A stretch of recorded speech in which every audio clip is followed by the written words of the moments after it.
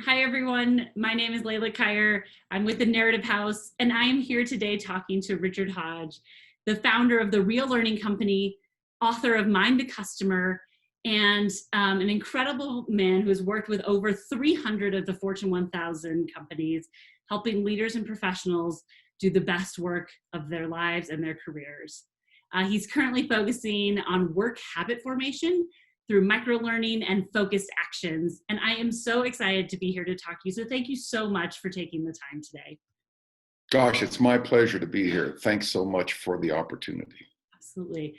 I'd love to start by just getting your perspective and what you're seeing from your clients on what are leaders and organizations needing right now, given the climate, given COVID, given all the social unrest and all the uncertainty in the world that we're operating in. What do you see them needing? Yeah, great question. And it's just a crazy time. Dealing with COVID and beginning on the classic change curve through the process, I think everybody thought we were starting to move through it and starting to rebound and really beginning to get back to work and engage clients, engage our team members, maybe even think about going back to physical space together. And then, boom, the reset occurs. And I'm thinking about this not as somewhere along the change curve. I'm thinking about it like we're at a new place, the in between place. We're not at the beginning, we're not in denial, we're not confused, but we're also not on a clear path towards a new normal or wherever we might come out of this. So, this in between time is a very special place. It's very challenging for leaders. It's very challenging for people, more importantly than leaders. So, this all starts with leaders, what they're wrestling with is being people and trying to work just themselves through a time where there is no work-life balance. If you're an older leader, you might have your kids with you and your grandkids, and you might have shared space that's not conducive to work.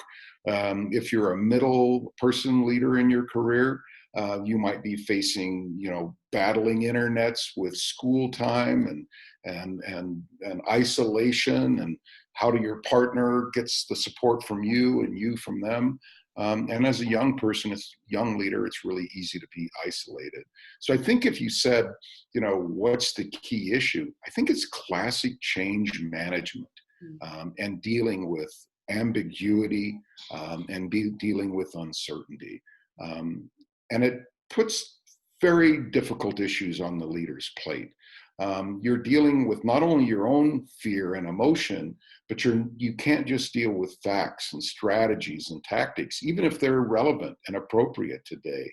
You're really dealing with people at their most fundamental level of fear and trust and psychological safety, and emotional connections to be involved. How do you keep your workforce engaged in a time period like this? How do you keep yourself engaged just as importantly? And through all of this, what really matters for a leader is being authentic. So if you're in the middle of this kind of an existential crisis personally, which many are, how do you be truly authentic with your team, with yourself, with your organization, with your family, etc.? So it's hard. It's a difficult time period. It's change management, not 101. It's probably at the PhD level change management. And what leaders really need to do, besides being authentic, is create a compelling story that their teams and their colleagues can understand, connect to, and buy into, so they have a different vision than their current vision of where they are today. They need a different story and a different vision for the future. And how do you create that story when there isn't clarity? Is it going to be 9 months? It will be different. Is it going to be 3 months? It's going to be 6 months. Will the kids go back to school? Won't they? Is your company going to survive? So it's really interesting time for leaders, and there's ways we can help them.